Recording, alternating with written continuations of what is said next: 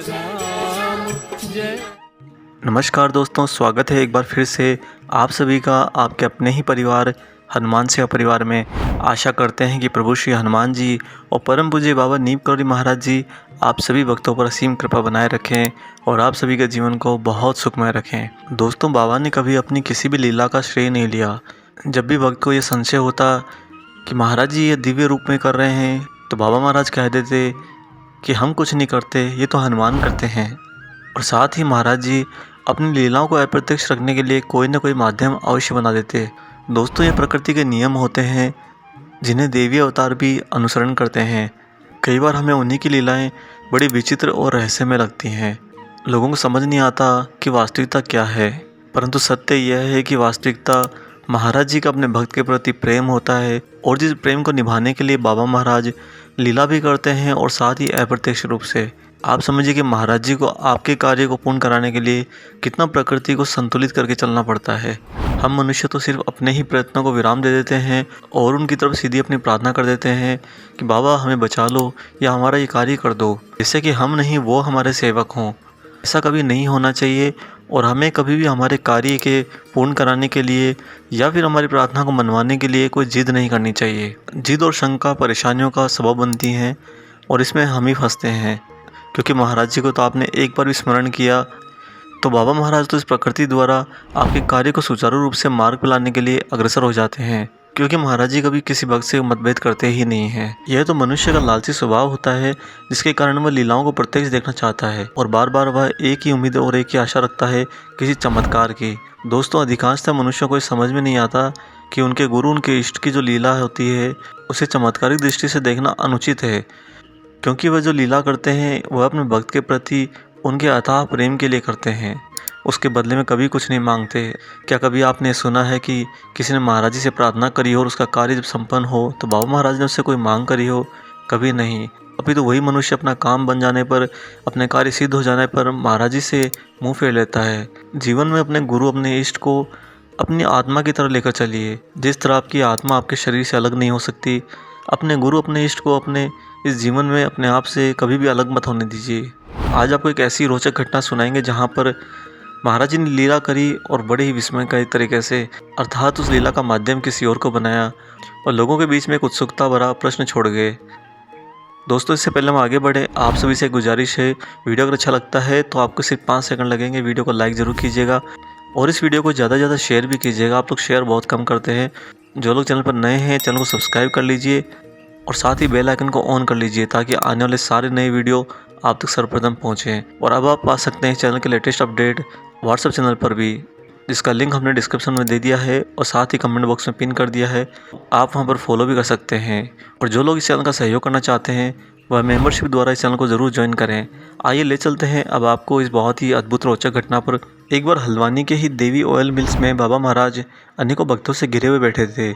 इसी बीच एक युवक आकर दरवाजे के पास खड़ा हो गया। तब बाबा ने अचानक उससे पूछा कि क्या बात है। उस युवक ने बताया कि महाराज जी, मेरा भाई बहुत दिनों से बीमार है और अब तो वह बिल्कुल मरणासन स्थिति में है, परंतु वह मृत्यु से पूर्व आपके दर्शन चाहता है। उस युवक ने यह सब बताया, परंतु इससे पूर्व इस युवक का महाराज जी से कभी कोई संपर्क नहीं हुआ, कभी कोई मुलाकात नहीं हुई थी। बाबा ने पता नहीं क्यों उपेक्षा भरे स्वर में कहा कि उसे मरने दो, उसका समय पूरा हो चुका है। महाराज जी के मुख से ये बातें सुनकर वह युवक बड़ा ही हताश हो गया और बहुत ही भारी मन के साथ वापस लौट गया। परंतु दूसरे दिन सुबह ही वह फिर से आ धमका और महाराज जी से बड़े ही कातर स्वरों में बोला, बाबा मेरे भाई ने कहा है कि उसकी अंतिम इच्छा पूरी कर दें आप उसे दर्शन देकर। और फिर वह बड़ा ही मायूस होकर रोते हुए बोला, मैं एक मामूली मास्टर हूँ, उसका इलाज भी ढंग से नहीं करा पाया। बाबा कुछ क्षण तक शांत रहे और फिर बोले, अच्छा हम आ जाएंगे, तुम जाओ। और वह युवक वहाँ से चला गया। वहाँ बैठे अन्य लोगों ने समझा कि बाबा महाराज ने उसे बहला दिया है, क्योंकि महाराज जी ने न तो उसके घर का कुछ पता पूछा है, न ही उसे कुछ आगे की बात कही है। लेकिन भक्तों को आश्चर्य हुआ कि दूसरे दिन सुबह ही महाराज जी लंबे लंबे डग भरते हुए कालाडूंगी के रास्ते पर चल पड़े। काफ़ी दूर तक अंगरीले पथरीले रास्ते पार करने के बाद झाड़ियों के पास बने एक मकान के पास आकर महाराज जी रुक गए और बाबा को देखते ही वही युवक दौड़ता हुआ आया और महाराज जी को प्रणाम किया और उन्हें आदर के साथ मकान के अंदर ले गया। बाबा के दर्शन मात्र से ही बीमार पड़ा उसका भाई अत्यंत प्रसन्न हो उठा। उसकी आंखों से निरंतर आंसू बहने लगे और वह बोला, अब मैं शांति से मर लूँगा महाराज जी, आपका दर्शन मिल गया, अब मैं शांति से मर लूँगा। तब बाबा ने भी सीधा कह दिया कि हाँ, अब शांति से मर जाना। और यह कहकर महाराज जी तुरंत मकान से बाहर निकल आए। दोस्तों, उस युवक को टीबी थी, तीसरा स्टेज भी पार कर रही थी। उन दिनों टीबी का मुकम्मल इलाज विकसित नहीं हुआ था और भवाली सैनिटोरियम में ही टीबी के मरीज दम तोड़ते रहते थे। वह युवक जिसने महाराज जी से आकर प्रार्थना करी थी, वह आदर भाव से महाराज जी को कुछ दूर तक छोड़ने आया। जहाँ तक वह महाराज जी को छोड़ने आया, वहीं रास्ते में 3-4 गधे चल रहे थे। तो बाबा ने कहा कि इनके मालिक को बुलाओ। वह युवक दौड़ कर गया और गधों के मालिक को ले आया। तो बाबा ने उस साथ आए युवक से पूछा, तुम्हारे पास 20 रुपये हैं? उसने गर्दन हिला ली और ना में जवाब दिया। तब महाराज जी ने साथ आए भक्तों को आदेश दिया कि सभी मिलकर 20 रुपये एकत्रित करें। फिर बाबा ने गधों के मालिक को वह रुपये देते हुए कहा कि इन बाबूजी के घर पर रोज़ 7 दिन तक गधी का दूध पहुंचा देना। पहुंचा दोगे ना? गधों का मालिक तो उस समय 20 रुपये पाकर गदगद हो गया। उसने कहा कि हाँ सरकार, ज़रूर पहुंचा दूंगा। फिर बाबा ने उस युवक से कहा, अपने भाई से मत बताना कि गधी का दूध है, कह देना कि दवाई है, 7 दिन में वह ठीक हो जाएगा और मरेगा नहीं, साथ ही आगे जाकर वह बड़ा आदमी बनेगा। इतना कहकर बाबा भक्तों के साथ वापस आगे बढ़ गए।